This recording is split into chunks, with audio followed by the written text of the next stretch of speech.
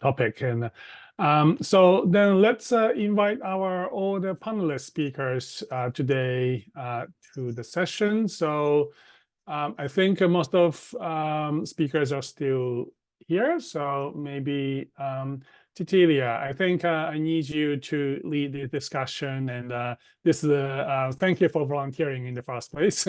This is a very tough discussions to have, from embodied cognition to evolution to soft embodiment and the soft robotics and so on. So hand over to you, Cecilia. Thank you. Thank you. It was an amazing session, actually. And as expected, we touched different, let's say, it's different forms of intelligence, what we mean by intelligence, from more embodied ones to more cognitive ones. But as I tried to introduce since the beginning, we have to find a way to put all the aspects together, because this is what happens in nature. They are not separated and segregated.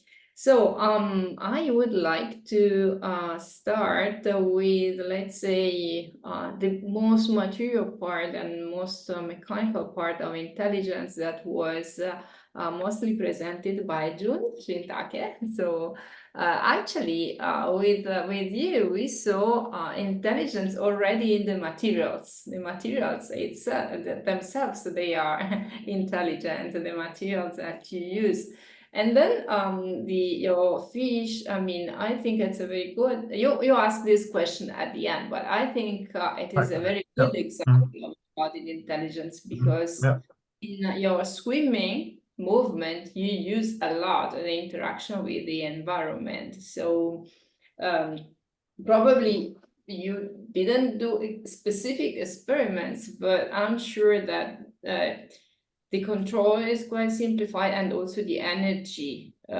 need is also reduced because of that.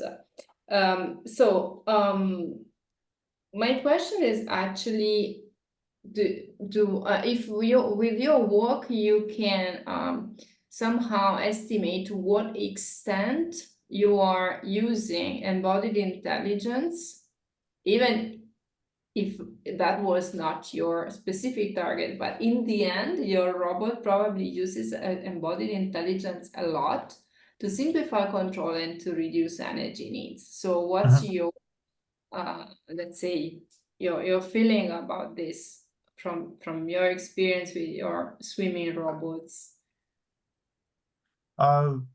Clearly, there is a benefit of embodied intelligence in our robot, and I think soft body can be excellent platform to observe and demonstrate the function of the intelligence, because when we have a soft body, it can react with external environment because it's soft.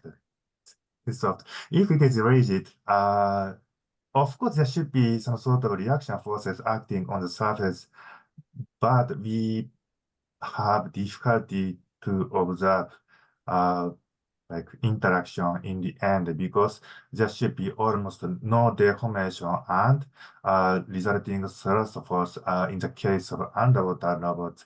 And then yes, but I'm not so sure how we can quantify the function of this intelligence implemented in soft body.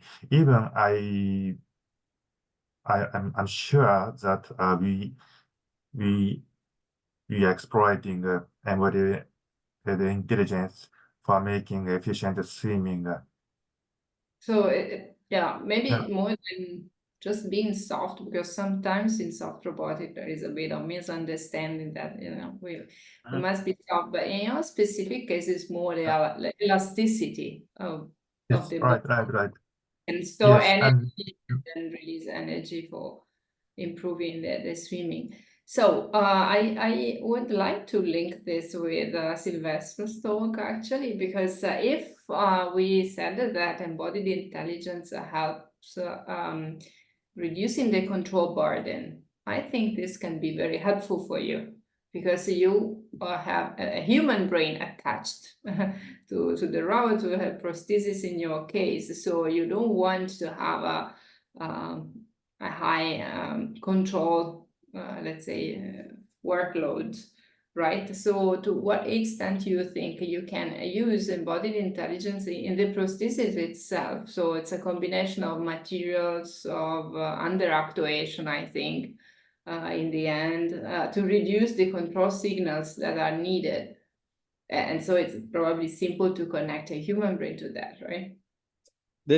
Thanks a lot. That's an extremely good point. I was thinking actually while you were discussing about it, is clearly a necessity. You know, if you start with the idea that you are going to take a bit of neural resources and reuse them, think about the extra limb, then clearly, but also for the prosthesis is the same. The amount of information you can decode from the brain or from wherever it's limited. This means that you really need some kind of help.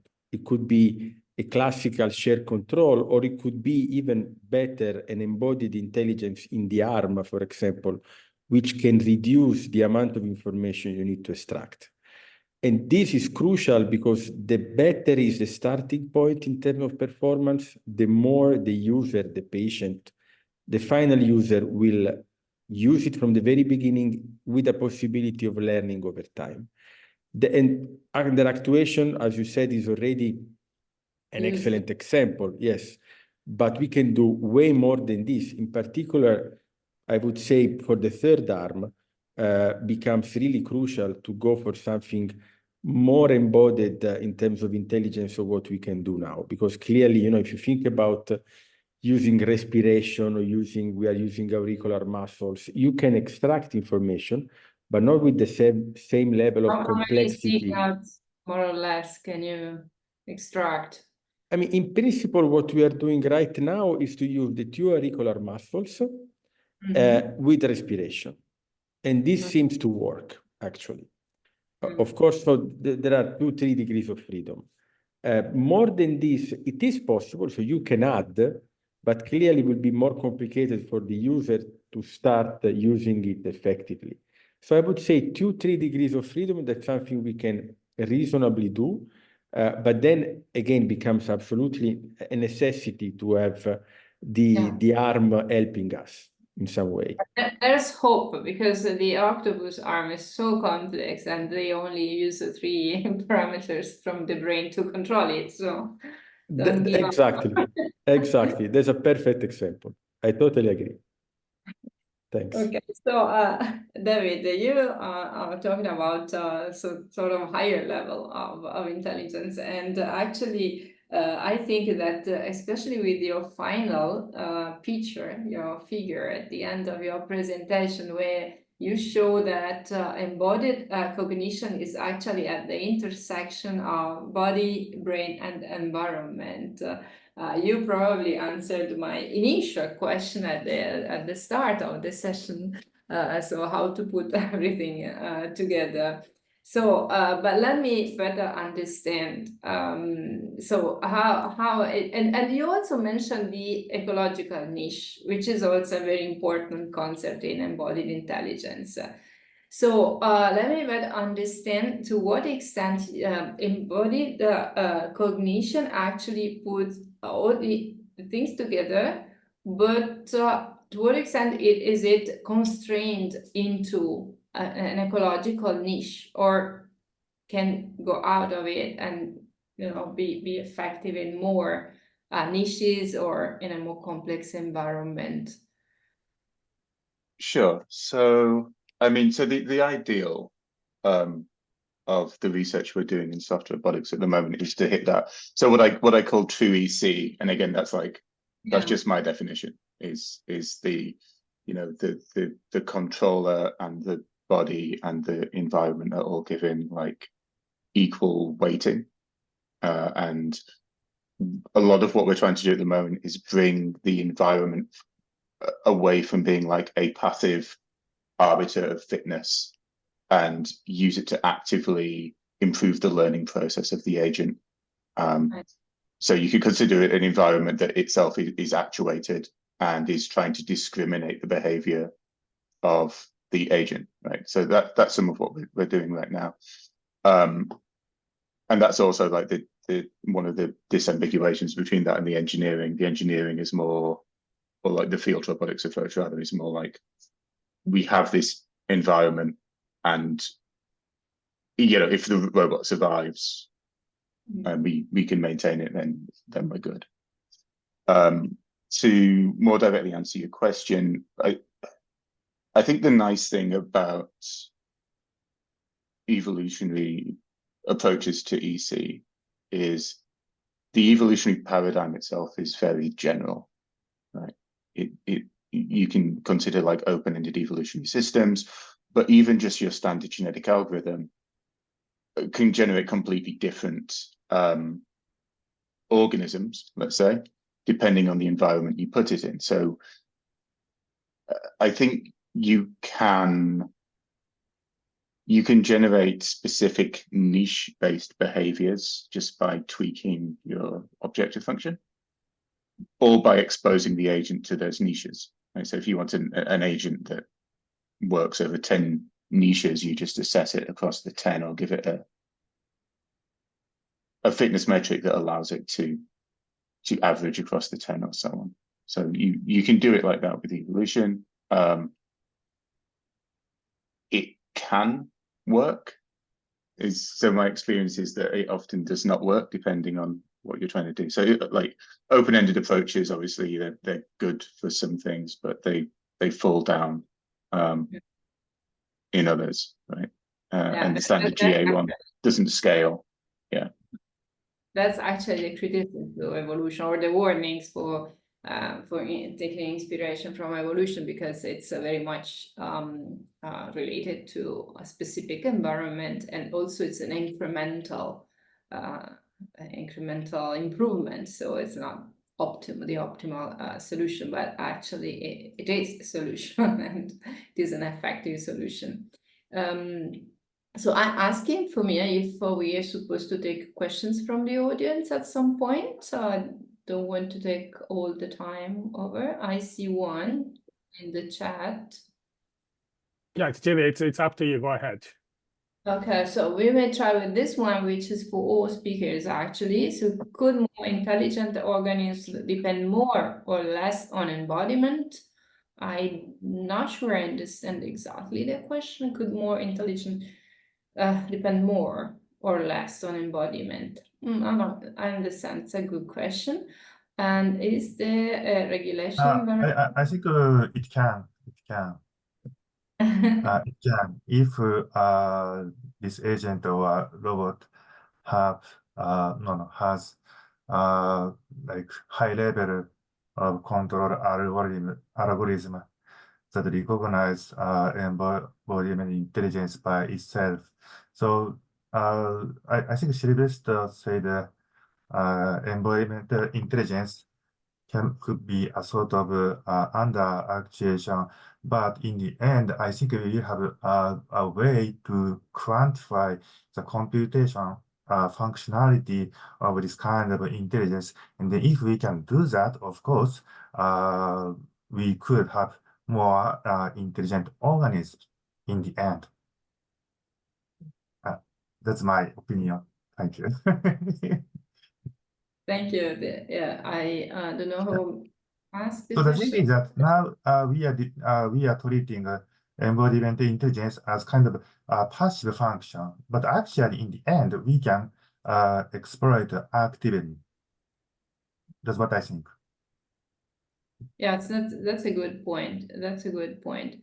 And yeah, probably it's also a way to go out of the ecological niche, and to be able to, to be having more than one ecological niche if we, want this active exploration.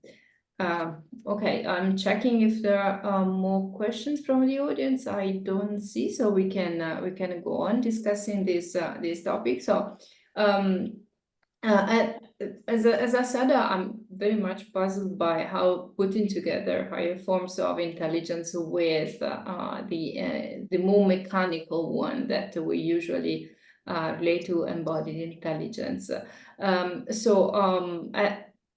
Maybe a very simple way would be to actually have a sort of a higher level, cognitive level, that can take some decision to which of, let's assume that our system has some embodied intelligence mechanism, maybe limited to some ecological niche. So can we just add a sort of decisional level on top of this that can at least switch between different more embodied behaviors? And if so, how can we build it? So can we build it by learning? Can we build it by evolution, as David was proposing a while ago? So who wants to elaborate on this point? Or can it be a new Silvestro doing that? I could have a go. So I mean, so there's a load of work done by people like Sam Kriegman and Josh Bongard on like environmental mediation, and I think you could do a part of that. So like, what they were doing something relatively simple but quite neat with you know, the voxel-based soft robots, and whenever the robot interacted with the environment, the material changed its properties, right? So you ended up having a more rigid contact with the environment. You could transfer more force. All this happened autonomously. So it was not programmed. You could think about doing something like that with complexity. So like you could have a notion of morphological complexity where obviously we'd want to keep it as simple as possible, because ultimately we have to build this thing and get this orchestrated behavior out. But you could imagine like a system that does that. It's probably better to do that as a generic mechanism rather than think about sort of trying to do machine learning for compartmentalizing different behaviors. So like you can do that, but in a lot of cases you know what the answer was anyway, so you might as well just implement a structure that makes sense and allow the bits that are required to be adaptive to be adaptive. That's one way to approach it. Okay. And Silvestro, you want to add anything? I know you have to leave a little earlier. Yes, so I would say that in our case, I don't know whether you can hear me. Yes. Because Yes. it's a bit chopped. In our case, what we try to do in neuroprosthetics is to find a way to have the human being and the neurotechnology, whatever, co-evolving over time. And in general, to have embodiment for prosthesis, for example, what you want to have is the patient getting a bit more control when it's possible. So if you want the embodied intelligence, the shared control is crucial to start, but over time, you can relax it a bit if necessary, and if the subject is able to cope with the increased complexity of the control. So you can have different approaches, more flexible, combining, let's say, the intelligence of the device, the intelligence of the person, and the interface in between. And that's one really of the hot topics in neuroprosthetics, how to start combining the two things in a flexible and more useful way for the patient. So that's really something we are now starting working on in the field more and more. It's really a very interesting question scientifically. Okay, thanks a lot. Thanks a lot for this additional view. Your perspective is, of course, a bit different from ours. We always think of autonomous robots, so that's very helpful. Another let me go to another point that I already made, the point of energy. Because this is very much related, I think, to embodied intelligence and maybe to the real motivation for that in nature, because energy consumption is very critical in nature. So we already discussed a little bit with Jun, but maybe David, you also may add. You showed that you use the soft materials for improved locomotion. So I assume that if you use the soft materials, the elasticity of material, the interaction with the terrain, and all those kind of mechanisms, in the end, you have a big reduction of energy consumption. If we compare all that to a classical humanoid robot with rigid links and rigid joints, also actuated by motors. So did you ever consider that? Is it a part of your research, or did you just observe something like that? Yeah, great question. So yes, we do notice this typically when we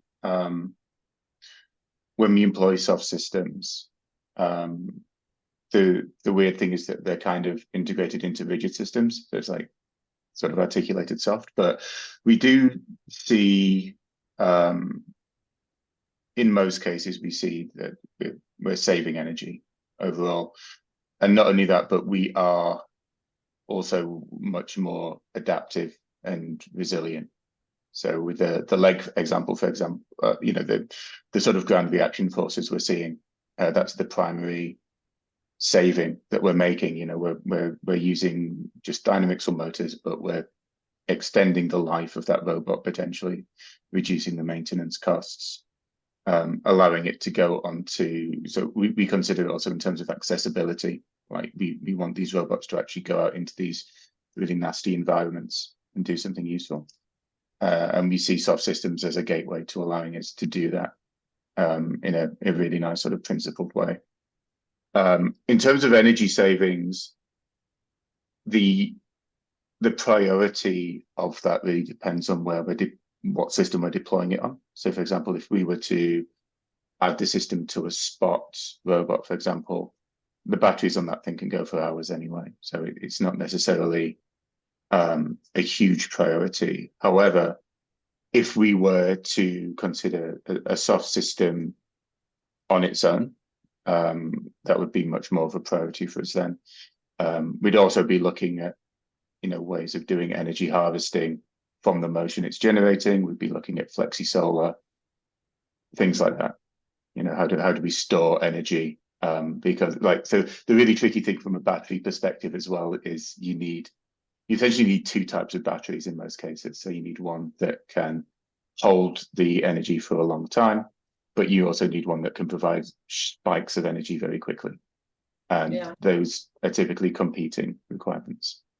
Yeah, actually, that should be our final goal, energy scavenging. If we reduce the energy need, we can explore more solutions in that direction. Actually, especially if we consider autonomous robots and so on. Actually, I was discussing with a colleague here in electrical engineering, working on batteries and power system, and he told me something that is probably straightforward. I had never thought about it. If we consider the energy we need for those devices, and if we consider the rate at which they are increasing in numbers, if you just put some numbers, you realize that the energy we have on the planet is not enough. So we really have to go for different solutions. And in robotics, we definitely, and with soft robotics, we have a great opportunity for doing that. If we use body intelligence, we reduce the energy need, and then we can go for energy scavenging and this kind of solutions. There was a question that I hadn't seen, sorry, for Jun, actually, which says that real fish have some intelligence to understand the environment, for instance, the water flow, and maybe changing their behavior. So would it be possible to implement such an intelligence into your fish robot? It's probably related to what we were discussing before, like integrating body intelligence with some decisional level of intelligence. Oh, yeah, it's not gonna be intelligence, but I think I had same question from some people attending this conference, asking me if the efficiency or performance of underwater robots can be improved by like sensor skin employing pressure sensors. And I think the answer is yes, because by recognizing pressure distribution on the body, I'm sure that the robot can find kind of optimal swimming behavior or actuation way to improve the performance. That's for sure. So yes, in the end, I think we need some sort of sensorized skin on the interface between the body and the environment. And also, just let me talk on the previous question, not question, but the point. Right now, we are trying to implement energy harvesting functionality in software actuators and robots. And because now we see that, especially those electrically controlled robots, the efficiency is really low. It's pretty low. Very low. so, so now we are making a multifunctional soft actuators that have multiple functions such as actuation, sensing, and energy harvesting. By implementing those multifunctional components, I'm sure that we will have high performance, intelligent soft robots. Yeah, we can reduce computation a little bit, but actuators are still, energy hungry. Okay, I think